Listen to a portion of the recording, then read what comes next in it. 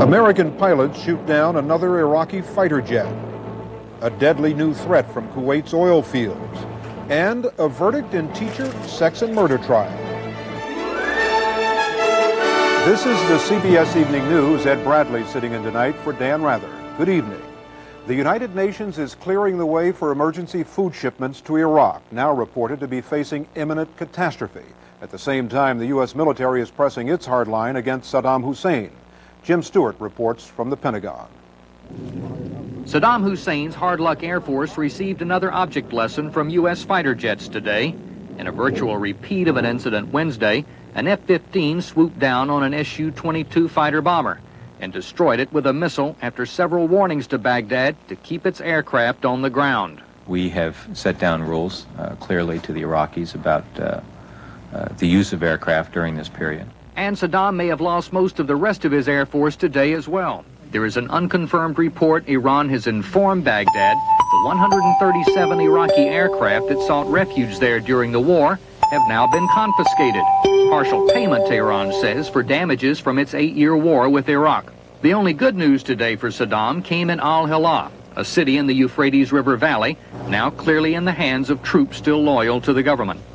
But even that was countered by Kurdish rebels, who are in control of much of the northern portion of the country and claim they are now making military raids on the outskirts of the capital itself. In Baghdad, large numbers of government's special forces and security personnel have apparently been employed to maintain a relative calm. We believe that sporadic clashes continue to occur in the city nonetheless. Meanwhile, the UN Security Council Sanctions Committee voted late today to ease restrictions on food and related items shipped to Iraq, following an inspection by a UN observer who said he found Iraq virtually bombed back to the pre-industrial age by 6 weeks of Allied air raids. It's very difficult to describe the paralysis of the society because the whole economic infrastructure has been destroyed. But it's a little bit like a human being where the sort of you are alive, but the nervous system doesn't function. The UN embargo has only been eased a little, not lifted, and Iraq is now under a magnifying glass. How much future humanitarian aid it gets from the world will depend largely on how it handles the rebellion within its own population. Jim Stewart, CBS News, the Pentagon. The Gulf allies agreed today to send all the Iraqi prisoners of war home over the next few weeks. Iraq, in turn, agreed to free all Kuwaitis held in Iraq. About 1,000 were returned home today to an emotional welcome. They found their homeland a changed place, especially the oil fields that once made it rich. Bert Quint reports. Word of a new threat tonight in the blackened skies of Kuwait. Not from the 600 burning oil wells, but from 6 newly discovered wells the Iraqis blew up but did not catch fire.